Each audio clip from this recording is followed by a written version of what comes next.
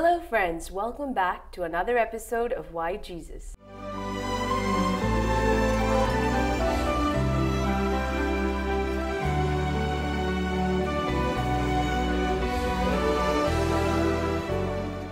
On our show today, we have our young guest, Nikhil from New York, USA.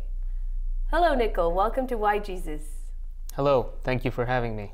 Nikhil, before we even proceed with the show, can you tell us a little more about yourself? Definitely. I am a Syro-Malabar Catholic. I'm a third-year college student currently studying computer engineering, and I live with my family, my parents, and my younger brother. What prompted you to take up computer engineering? I always knew I would be going into engineering because I was fascinated by how things worked. And when looking at the different fields in engineering, I was also fascinated with computers, so putting the two together, I chose computer engineering. Now, working with computers and the latest technology, Nikhil, what do you think? Do you think computers and the technology available today is a boon or a curse to today's generation? I would definitely say it is a boon with a condition. It is a boon because the current generation can access the knowledge that prior to a couple of years back would have been impossible to access, but now they can access it with ease. But the condition is that with that knowledge, there's also knowledge that shouldn't really be accessible, such as explicit material. So it always comes down to a choice between whether it'll be a boon or a curse. So you're saying that it is a personal choice that you make. You choose to watch the right thing that's beneficial. If not, you choose it for the wrong reason and it's a curse. Exactly. So Nikhil, what do you do when you're not working on computers? I have a variety of hobbies that I do, the usual ones such as reading books, watching movies, and I also enjoy playing the piano actually, which I do usually because I'm playing for my church, whether it be for Qurbanas or for church events. Now you mentioned you like reading books. Do you have a favorite author or a favorite book? I actually have a favorite book which I read recently, which is The Alchemist by Paulo Coelho. I like this book in particular because the storyline was captivating enough to keep my attention, and it also provided a deep storyline which I was able to relate to. You said you like watching movies. Any favorite actors, actresses, movies that you would recommend? I would say my favorite movie in the very recent times would have to be Om Shanti Oshana, and I would have to agree with the general population that my favorite actor would be Niven Pauly. Interesting. Now, you also mentioned you play the piano, and you specifically mentioned at church. Church is not the very happening place to go to among the youth. Can you say why you play only at church? Or mostly at church, Nikhil? Well, the main reason that I play at my church is because the program that I learned piano through was started by my previous parish priest, who is currently a bishop, Mar Joy Alapat. He pushed for the younger youth to learn the piano so they could play for the Qurbanas and at church. And through that program, I was able to figure out how to play the piano. But after the years that I learned, rather than just it being a commitment that I was pushed into, I've started to take it as a commitment that I want to do myself, because I see it as a way of helping others, and that is a very strong motion for me to do. Nikhil, you said you wanted to help people, or you have this desire to help people. It's very uncommon that youngsters today really want to help others because they're really more into enjoying themselves, making the best of their youthfulness. What prompts you or has you desire that you want to help someone else?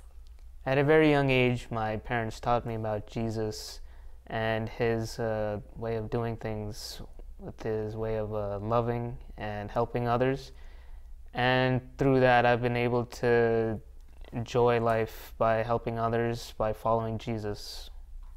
Now you said your parents taught you about Jesus. So do you believe in Jesus because of what your parents taught you, or somewhere along the way you were convinced by yourself that this holds good, this is true, and I want to believe in Jesus? Well, originally it was simply something that my parents taught me. Over the course of time, my mindset slowly changed, and I was able to believe that it was truly through Jesus that I wanted to help others, and it was through the experiences that I had with him that I wanted to do these things. You said you had experiences. Can you share those experiences with us? Of course, of the experiences I've had, one of the most important ones that I can remember is the one where I was at a church retreat. It was a retreat held for the youth, and during one of the sessions, the speaker, Viji, was telling us about how when we receive communion during the Qurbana, Jesus is in the communion, and we have to be willing to listen and understand and accept him if we want to wholly receive the Qurbana. So with that in mind, I went through the Qurbana, and after receiving communion, I knelt down and waited for a voice, anything. I was growing desperate and I couldn't hear anything. But then, right before it ended, I felt a physical presence right next to me, and I believed that Jesus was there with me during that time. And another experience that I've had was pretty recent, which isn't as fun but still very convincing. I was on my way to a community fair in another state. In this community fair, I was with an organization called Bibles for Biblists under the leadership of Brother Dr. Mathews Vergis, which is a non-profit organization which donates Bibles for free to those who have never heard the word before. And I was on my way, I was on a highway, and on the way there, I was distracted for a second too long when I was looking at my GPS, and within that time, the car in front of me stopped suddenly, and by the time I looked up, it was too late and I crashed into them. Both of the cars were completely totaled, completely unusable, but both the other driver and myself were both completely unharmed. I truly believe that it is through Jesus that I'm able to talk to you here today. That's an amazing story, Nikhil.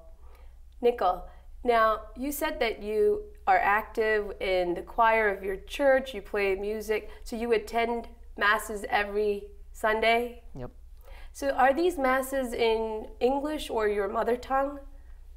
My church does it in a special way in that on every Sunday we hold both English and Malayalam, which is my mother tongue, masses for both the younger generation who can understand the English much more easily and the Malayalam for the older adults.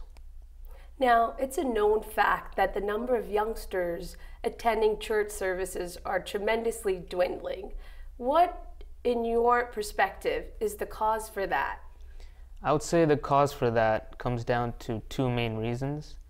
The first reason would have to be that churches aren't willing to adapt, to change their old traditions, to allow the younger generation to be able to understand better, because they want to preserve the old ways of doing things. I believe that the only way that they can fix this issue would be to understand how exactly they can allow the youth to understand the services better and implement that. The other solution or problem that lies with this would have to be the fact that the younger generation today have many questions due to the fact that there's a lot of rationalization and scientific thinking going around that questions faith and religions. To this, I would say the church and other churches need to be willing to reach out to these youth and answer any questions that they might have about their faith and allow them to experience Jesus through these services. Nikhil, you sound so grounded in your belief in Jesus, but has there been any time in your life where you've had questions and you've thought a second thought to believing in Jesus? Definitely. I've had these dips in faith, particularly when I might be going through a troubling time when I'm taking exams or trying to finish work. very slowly and nothing's coming to me.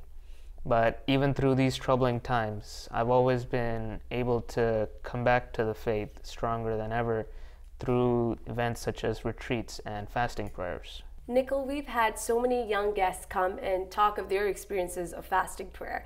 Can you share some of your experiences with fasting prayer? Of course, my experience with fasting prayers has truly been a blessing.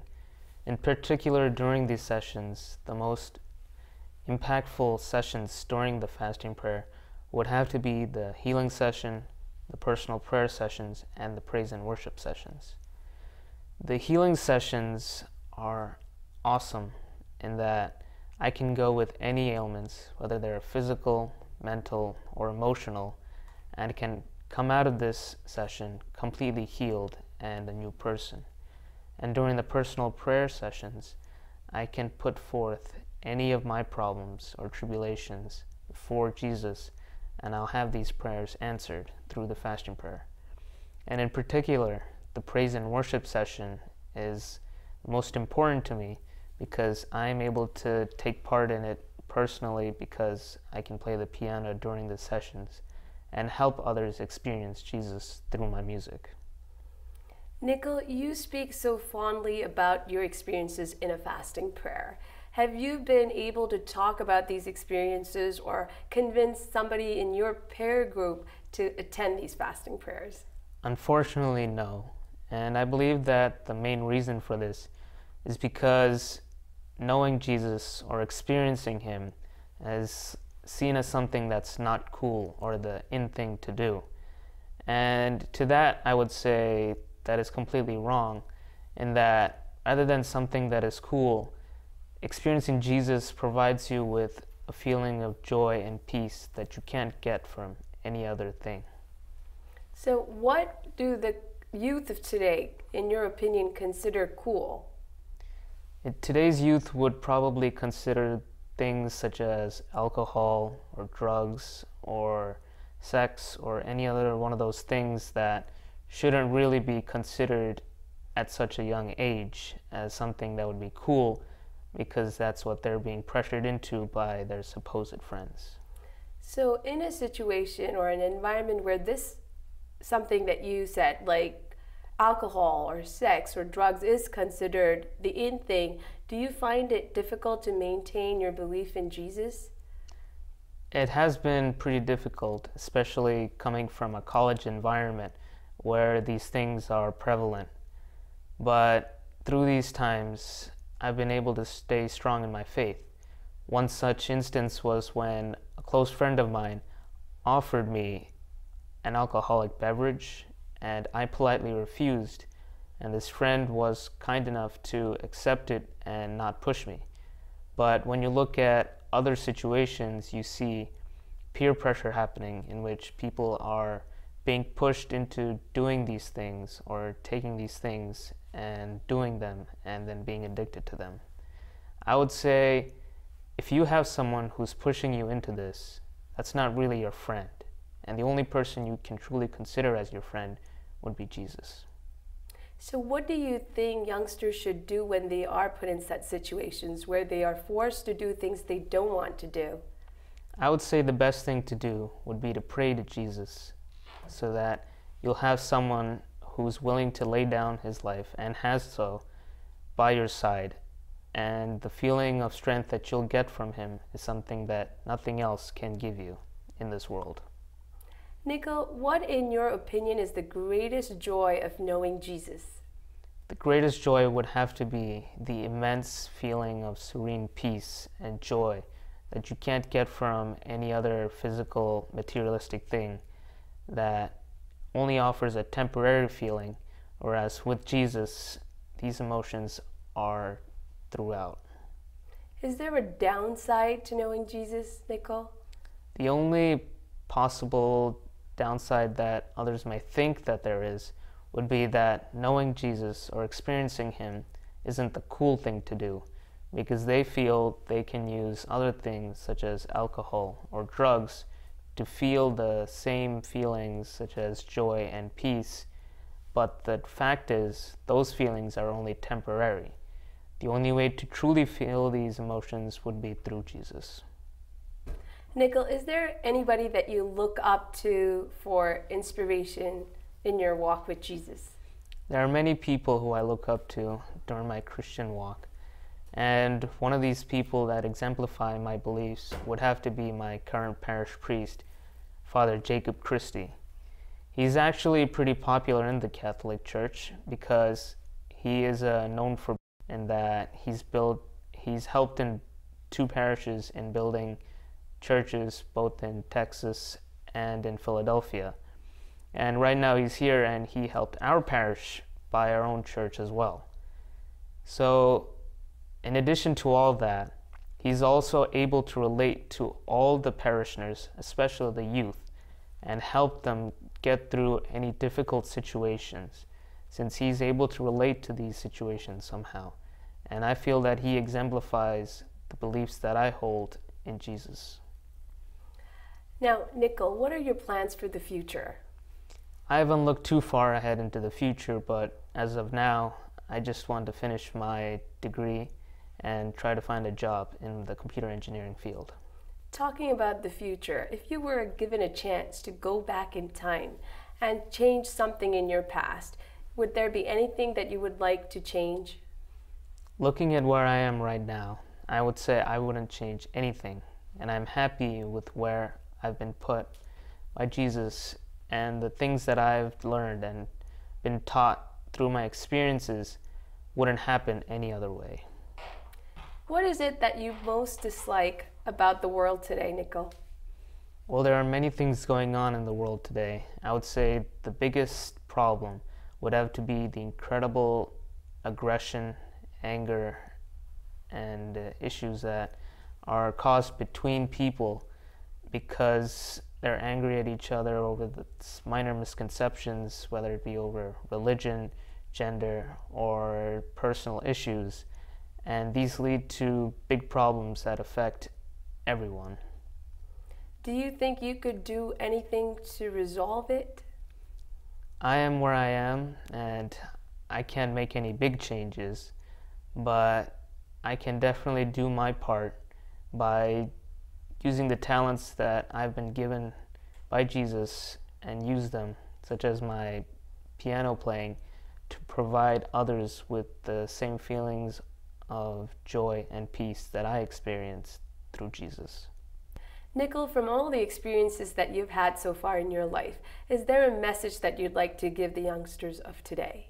Of course. Everyone around you might try to bring you down, telling you that whatever you want to do is impossible.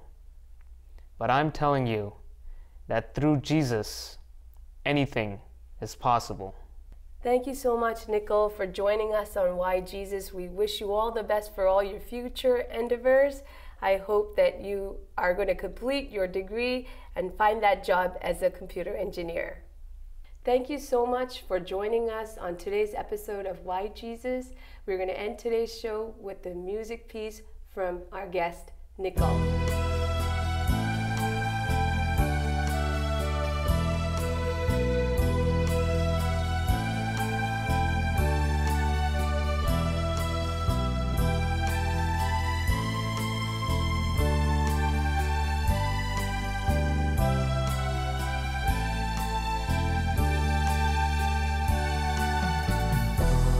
For light, we wait in darkness, longing for truth, we turn to you. Make us your own, your holy people, light for the world to see. Christ be our light, shine in our hearts, shine through the darkness. Christ be our light, shine in your church, gathered today.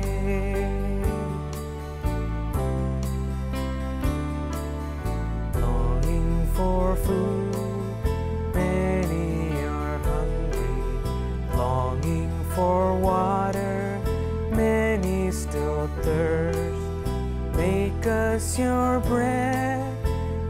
taken for others, shared until all are fed. Christ be our light, shine in our hearts, shine through the darkness. Christ be our light, shine in your church, gathered today.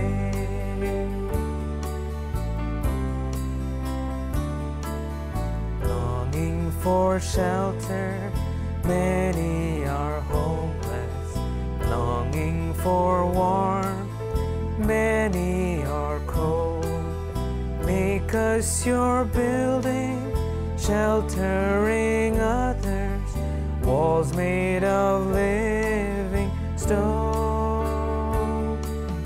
Christ be our light, shine in our hearts, shine through the darkness. Christ be our light, shine in your church, gathered today.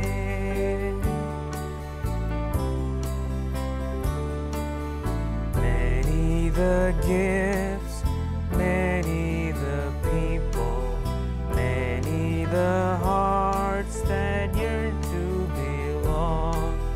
Let us be servants to one another, making your kingdom come. Christ be our light, shine in our hearts, shine through the darkness. Christ be our light, shine in your church, gathered today. Longing for peace, our world is troubled. Longing for hope, many despair. Your word alone has power to save us. Make us your living hope. Christ be our light, shine in our hearts, shine through the dark. Christ be our light, shine in your church, gathered together.